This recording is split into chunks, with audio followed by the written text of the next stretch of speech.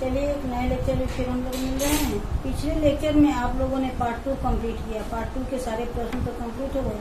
अब मैं पार्ट 3 में चल रही हूँ। पार्ट 3 में भी आप लोगों ने पिछले किताब से ही पढ़ लिया है। पढ़ना वही है, सिर्फ प्रश्न उत्तर का कुछ पैटर्न बदल गया है। तो सबसे पहले प्रश्न उत्तर कराने के पहले मैंने यहाँ पर कुछ शब्द लिखा है। ये तत्सम और तद्भव शब्द है। इसको आप लोग अपने कॉपी में नोट करेंगे और इसको आप लोग याद करेंगे। कभी भी परीक्षा में दे देता है कि आम्र दे देगा और कहेगा इसका तद्भव रूप लिखिए, या आम दे देगा कहेगा इसका तत्सम रूप लिखिए। तो किताब में तो है लेकिन आप लोग उस पर ध्यान नहीं देते, इसलिए मैंने इसको लिख दिया है।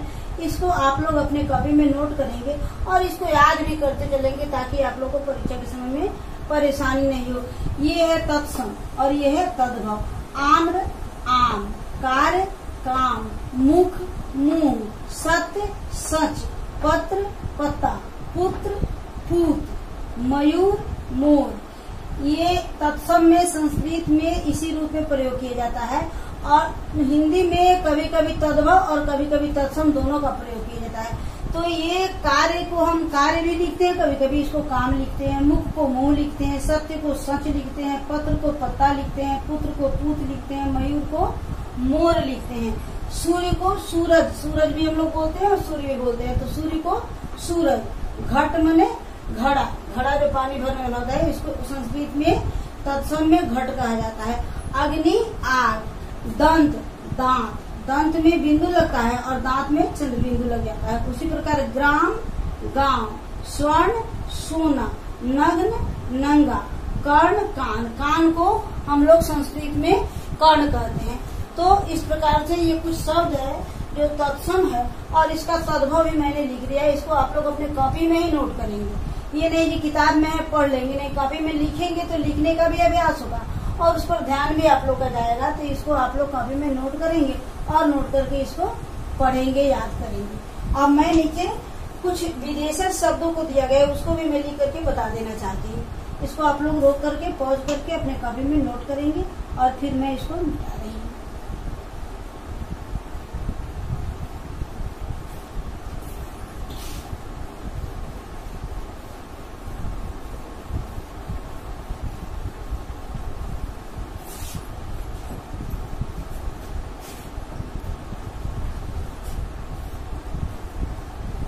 ये कुछ शब्द है, कह रहा है कि अलग अलग भाषाओं के शब्द है जिसको हम लोग हिंदी में भी प्रयोग करते हैं, विदेशी भाषाओं के शब्द।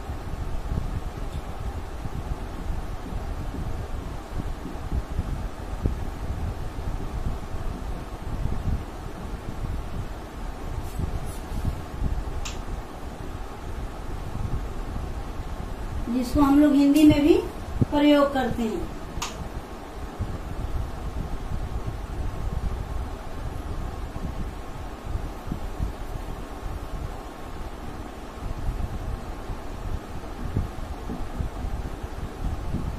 देखिए ये कुछ भाषा है और उसके शब्द हैं, जैसे अंग्रेजी के शब्द हैं।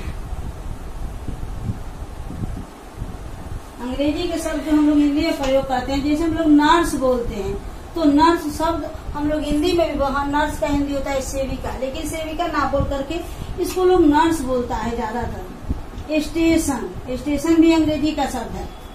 उसी प्रकार रेडियो,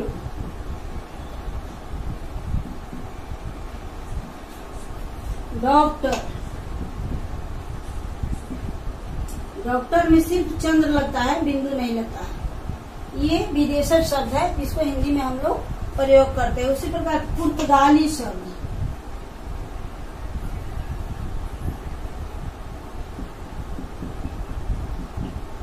ये पुर्तगाली भाषा के शब्द है जो हम लोग हिंदी में प्रयोग करते हैं।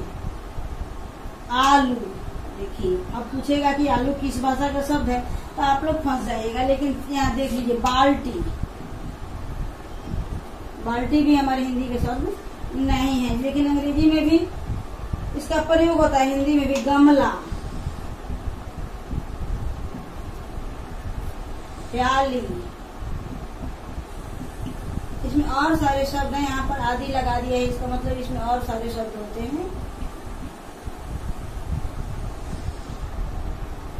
उसके बाद कर तुर्की भाषा के शब्द,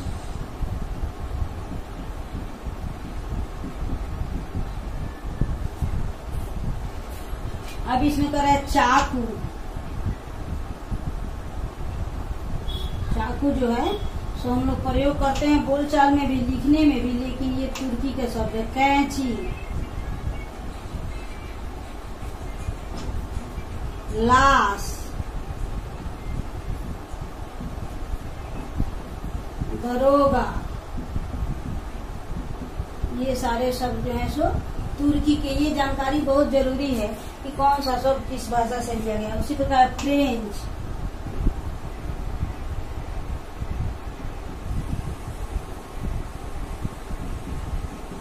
ये फ्रेंच भाषा के शब्द है। देखिए बिगुल, होता है कि लड़ाई का बिगुल बज गया, तो बिगुल शब्द जो है सो फ्रेंच भाषा के शब्द है।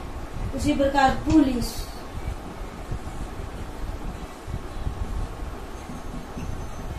ये सारे सब फ्रेंच के हैं। उसके बाद करा अरबी,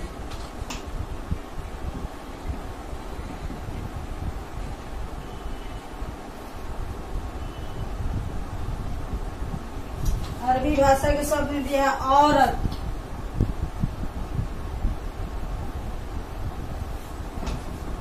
गरीब, ये सारे शब्द हम लोग प्रयोग करते हैं।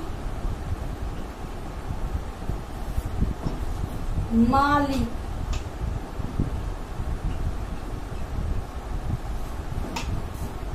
आदमी, ये शब्द हो गए हमारे अरबी के। अब कर है फारसी,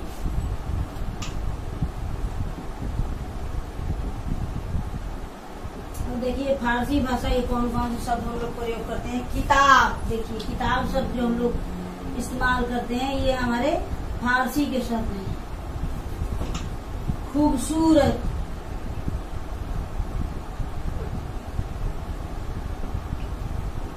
खूबसूरत। उसके बाद कह रहा है बाग, बगीचा का बाग भी कहा जाता है, तो बाग शब्द जो है सो फारसी का शब्द है। तो इस प्रकार से ये कुछ शब्द हो गए जो विदेशज हैं और हिंदी में भी हम लोग इसको प्रयोग में लाते हैं। तो देख लीजिए यहाँ विदेशी भाषाओं के कुछ शब्द लिखे हैं। अंग्रेजी में मैंने लिखा है नर्स, स्टेशन, रेडियो, डॉक्टर, बहुत सारा शब्द है। कॉफी, कॉलेज, ये सभी अंग्रेजी का है, लेकिन कुछ ही यहाँ दिया हुआ है। यहाँ पुर्तगाली का दिया है आलू, बाल्टी, गमला, प्याली। तुर्की का दिया है चाकू, कैंची, लाश, दरोगा। फ्रेंच का दिया है बिगुल, पुलिस। अरबी का दिया है औरत, गरीब, मालिक, आदमी।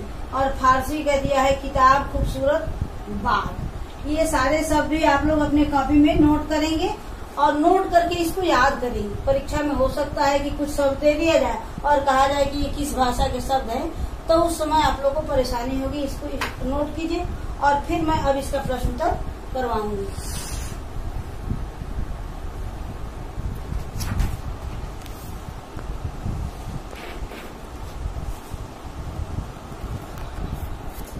इसको आप लोग नोट कीजिए अपने कॉपी में और थोड़ा सा यहाँ पर आप लोग सिलेबस में भी आके ध्यान दीजिए। यूनिट फर्स्ट में पता नहीं एग्जाम कैसे होगा, क्या होगा, लेकिन यूनिट फर्स्ट में आपको 2 ही पार्ट पढ़ना है व्याकरण में।